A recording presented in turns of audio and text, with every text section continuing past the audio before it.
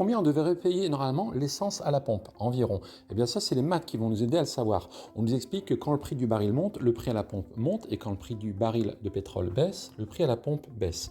Eh bien, je vais vous montrer la courbe du prix du pétrole depuis ses plus hauts sommets historiques quand il y avait la crise du Covid. Et on va calculer le pourcentage de baisse depuis le plus haut. Donc quand on était au plus haut, le prix de l'essence était environ à 2 € à la pompe à essence. On va arrondir. Donc là, je calcule le pourcentage de baisse. Voilà, il est d'environ 44%. Donc combien on devrait payer normalement? Pour ça, rien de compliqué, on va dans l'application Kismat.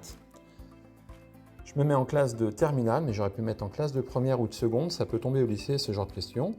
Et on veut calculer une valeur finale. Donc je vais dans le chapitre taux, indice, pourcentage, et la valeur finale, c'est ici. Tous les cas sont prévus évidemment.